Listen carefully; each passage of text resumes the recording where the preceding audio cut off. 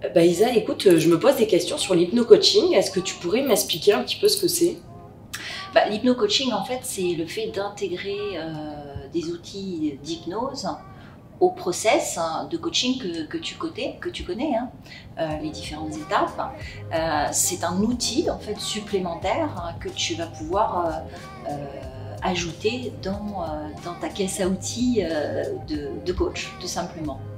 Ok, et du coup, quels sont les champs d'application? Alors en hypno-coaching, on va rester sur les problématiques rencontrées lors des coachings. C'est-à-dire qu'on va pouvoir agir par exemple sur les limites, sur les croyances limitantes, hein, tous ces points de blocage qu'on travaille en étape 6, eh bien on va pouvoir amener une séance d'hypnose pour lever ces blocages, travailler sur les besoins, travailler sur l'acceptation du changement. On va travailler aussi sur la confiance en soi, l'affirmation de soi.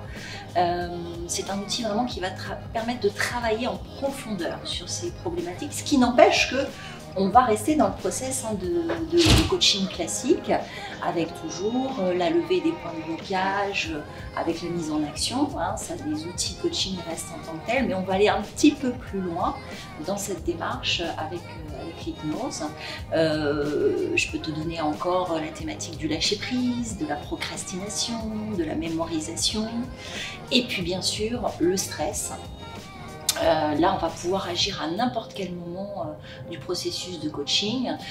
Tu as un coaché qui arrive, tu es en étape 3, il arrive, il est hyper stressé parce qu'il a eu une journée compliquée à gérer, il a été en conflit, je ne sais pas, avec sa hiérarchie.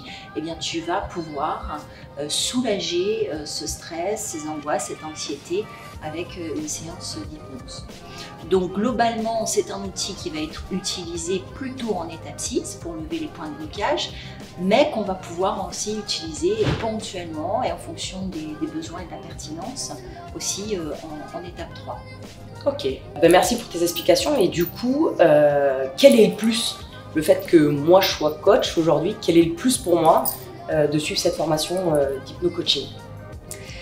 Ça va être de pouvoir travailler sur 2 niveaux avec tes coachés. En coaching et dans le processus de coaching, on est dans un processus conscient. C'est-à-dire que les échanges, tout agit sur le conscient. Même si on est d'accord qu'en interséance, il y a des choses qui se passent et que l'inconscient entre aussi en jeu. Mais par contre, en hypnose, on est vraiment en dialogue direct avec l'inconscient. Donc on est vraiment sur ces 2 niveaux, conscient et inconscient, ce qui fait que ça crée vraiment un effet booster et un effet encore plus puissant, je dirais, et rapide